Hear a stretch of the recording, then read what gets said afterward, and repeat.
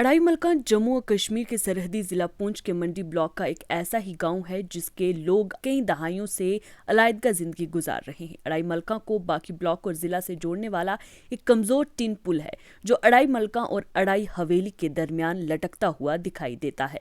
2014 में PMGSY के तहत अढ़ाई मलका में एक सड़क तामीर की गई थी जो अढ़ाई मूरियां बस्ती तक 7 किलोमीटर तक फैली हुई थी और तारागढ़ नामी एक और बस्ती तक मजीद 3 किलोमीटर खुदाई मुकम्मल हो चुकी थी, लेकिन आज भी इस गांव को जोड़ने के लिए मुनासिब पुल नहीं बन पाया है।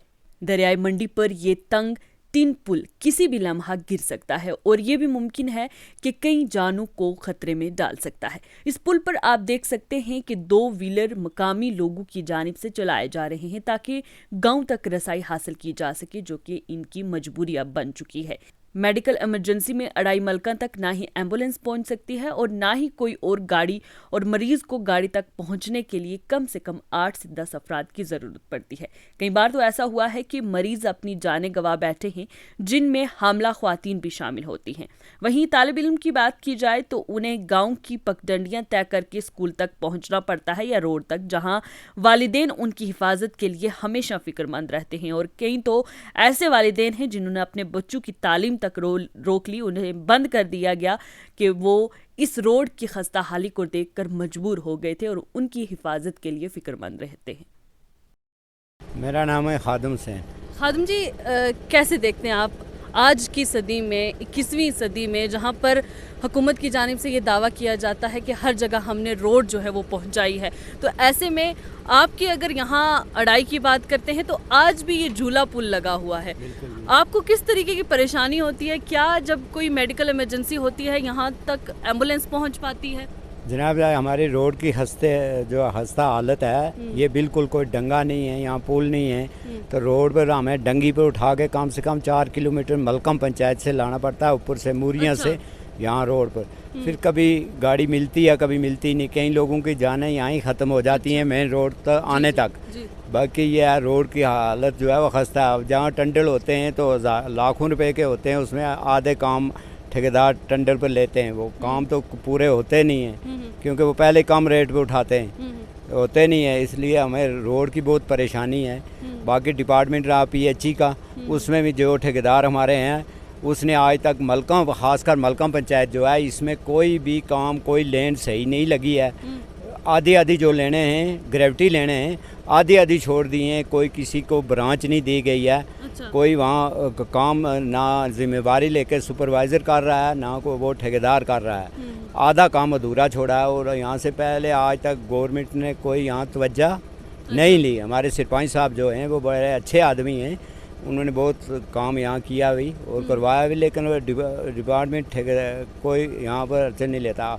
आज ये कम से कम 20 साल से ये झोला पुल लगा है, तो इसी से मोटरसाइकिल जाते हैं। अच्छा, मोटरसाइकिल जाते हैं? मोटरसाइकिल जाता है, लेकिन आगे बहुत हालात जो है रोड की खस्ता है, कोई पुल ही नहीं है, कोई डंगा नहीं है। क्या वजह अभी तक रोड आपकी इसका काम जो है वो लगा हुआ है? आगे मैंने देखा एक डंगा है, वहाँ से दरिया जो है वो बह रहा है, और जो ज़मीन जहाँ जहाँ डंगा बनाया जा रहा है वो साथ में ही उसकी ज़मीन बैठती जा रही है। वहाँ कोई नीचे दरिया से डंगा देने की ज़रूरत थी, वहाँ क्रेट डाले जाते हैं, वहाँ मशीन, वहाँ नहीं, ये ऊपर से मिट्टी हटा के सिर्फ मिट्टी के ऊपर क्रेट रख देते हैं, जब बरखा होती है वो पूरी रोड बह जाती है। अच्छा। दरिया से डंगा देने की ज़रूरत थी, वहाँ क्रेट डाले जाते हैं, वहाँ मशीन, वहाँ नहीं, ये ऊपर से मिट्टी हटा के सिर्फ मिट्टी के ऊपर क्रेट रख देते हैं, जब बरखा होती है वो पूरी रोड बह जाती है। अच्छा। हाँ, वहाँ हमने DC साहब से कई बार कष्ट किया। यहाँ अभी MLA साहब आए थे, वो उन्होंने कहा कि हमने PMGSY में ये रोड रखी है। अच्छा। वो नई हुकूमत आई है, कब तक वो होगा खुदा जाने।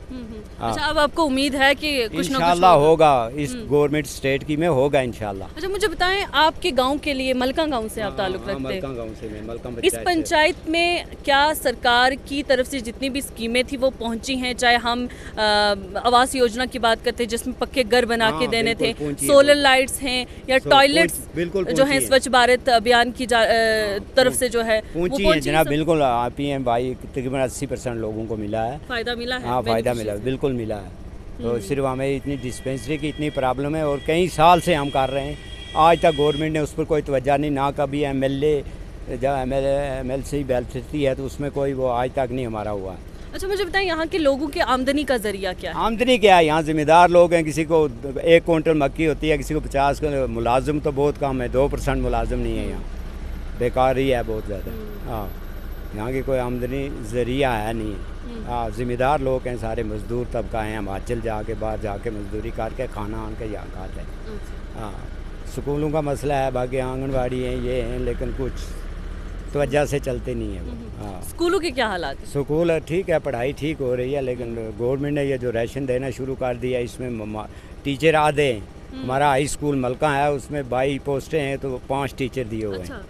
5 टीचर हैं, वो क्या करेंगे? 312 बच्चा है हाई स्कूल में? हाई स्कूल में 5 टीचर हैं। गवर्नमेंट टीचर तो दे नहीं रही है, जब वहाँ काम बच्चों तो की जो पढ़ाई। हैं वो आते हैं? हाँ बिल्कुल आते हैं, बिल्कुल। अटेंडेंस नहीं, उनकी वो- बायोमेट्रिक वो होती है, बिल्कुल आते ठीक है। नहीं, जो हैं यहाँ के लोकल बंदे हैं, वो ठीक पढ़ा रहे हैं। अच्छा। जी, शुक्रिया।